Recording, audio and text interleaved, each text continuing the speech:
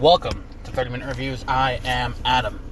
Okay, so what have we got today? We have another Star Wars book, Star Wars Master and Apprentice. Now, this isn't the first book we've discussed about what happens before the Skywalker saga begins. And a lot of these books are just to provide context.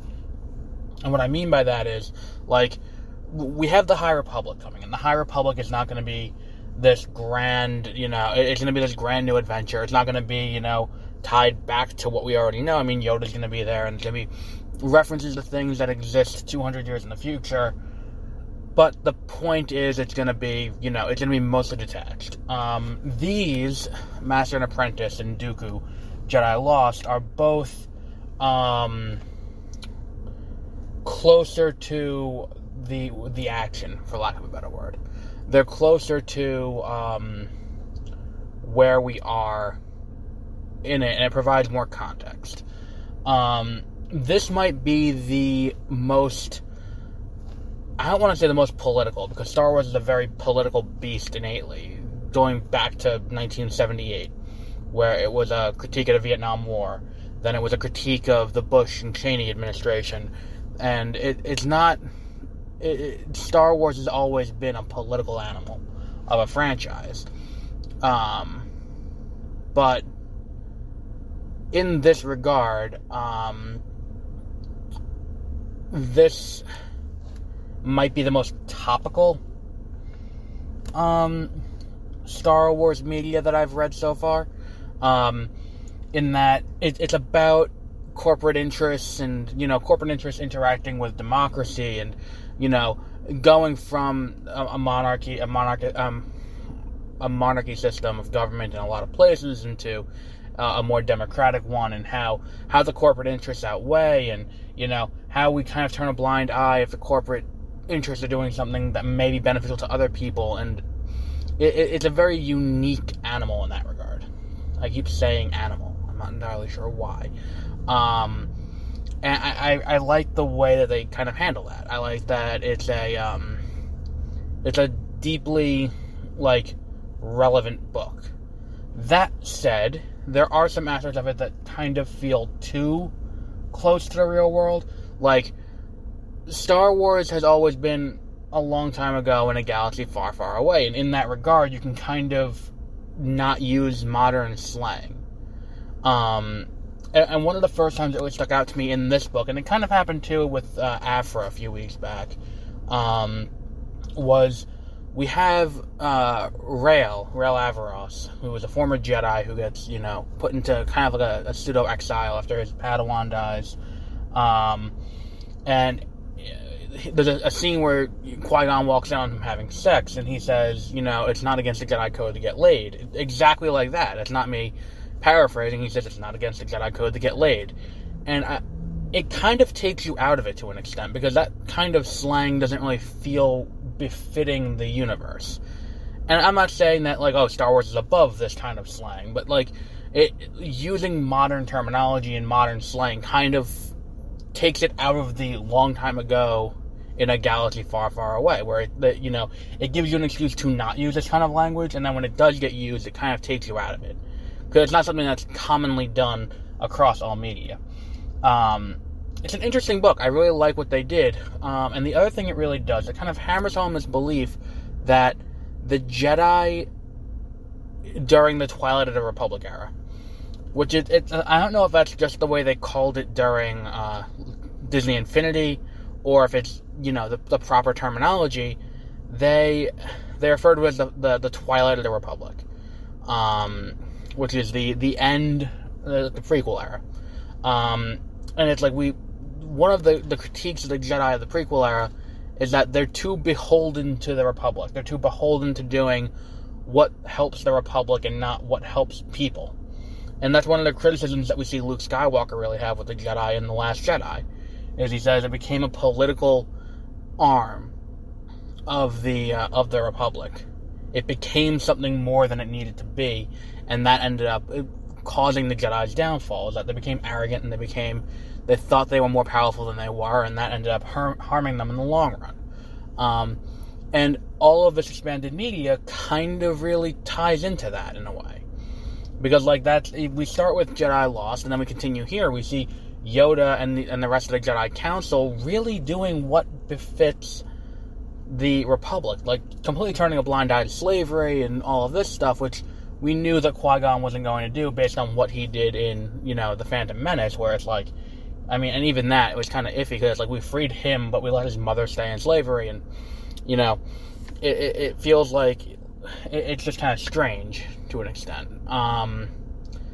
And it kind of drives home this thing that, like, even the Jedi are willing to turn a blind eye to atrocities if it benefits something else. So, like, the whole point of this is they want this treaty to be signed, this horrible treaty that harms the people of this one world, because they want this hyperspace corridor that would go past it. And because they want that, and they kind of have to live with what happens as a result of trying to get this hyperspace corridor, and they're kind of okay with just living with that, like, as a side effect. And it's a core world too. It's not far, because they talk about Naboo, and they talk about Alderaan, so it's in that same region of space, and it's just kind of like, no, we gotta kind of let it go, even though, slavery's outlawed, the corporation has slavery, and we're just gonna turn a blind eye to it. It's just kind of weird. And I want more books from this era. And I've started listening to Thrawn Ascendancy, Chaos Rising, which is the new Thrawn book by Timothy Zahn. And one of the things that I'm pretty early into it. I don't want to get too much into it. That's not what I'm talking about here. But one of the questions that when this book was announced I had was, will this answer some unknown question about Thrawn? I mean, because let's be honest, like, we don't need anything further about Thrawn's backstory than we already have. Like, I genuinely believe that. I think we have enough story for Thrawn. Like, we understand where he came from, and we understand all that. The only time that more backstory would be interesting is if this is going to come into play somewhere else. And it's like, we talk about Star Wars, people always talk about adapting media, and it's like, well, all of Star Wars is meant to be one interconnected story that you can watch or not watch as much as you want, and still be able to have kind of the same experience. But if I'm listening to Thrawn Ascendancy, I kind of want that to come into play somewhere. Like, are the Chiss going to invade? Are the Chiss going to side with the New Republic or the Newer Republic and, team up to fight the Grists? Or what is going on? Like, I don't think that in the grand scheme of what is now not canon and what is canon, I don't think that we need a story about the origin of the conflict between the Grist and the Chiss. Because, like, quite honestly, that doesn't really impact the Jedi or the Sith. And that is, at its core, what Star Wars is about. And the other thing is, it's like, this book doesn't really even go into that deep of an origin for Thrawn as I'm listening to it. Because, like, we're starting out, and Thrawn is already kind of a military genius. I'm in Chapter 2, and he's not really making any mistakes. Like, again, it's like, oh, Thrawn made a mistake, and then it's like, all of a sudden, it works out for the best. It's like, yeah, because, I mean, I hate using this word, and I said we should retire it a few weeks ago when I did an episode about Rey. Like, Rey gets called a Mary Sue. Thrawn is a Mary Sue.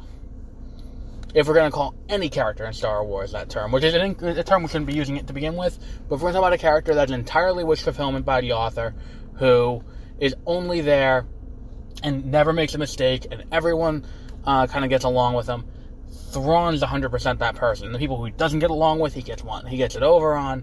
He has no conflict that he has to deal with that he can't do on his own. Like, there's no stakes in any book that has Thrawn in it, because at the end of the day, any book where Thrawn's the protagonist, Thrawn's gonna win.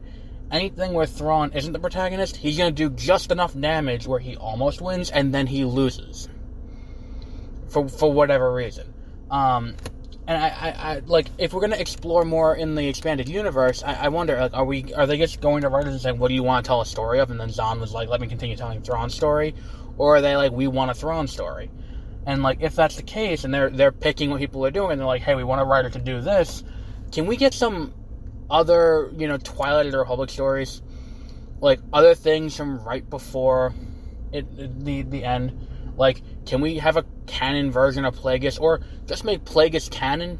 Like, can we get, like, what, like, the history of the Sith? Can we get, like, a history of the Jedi? Can we get, like, there's so much you can explore that happened in this time period right before the Skywalker saga begins, and they just don't for whatever reason. And now we have another Thrawn book that takes ambiguously during the prequels, or even, I would say, before the prequels, because there's part of the second book, Alliances, that takes place between episode 2 and 3 during the Clone Wars.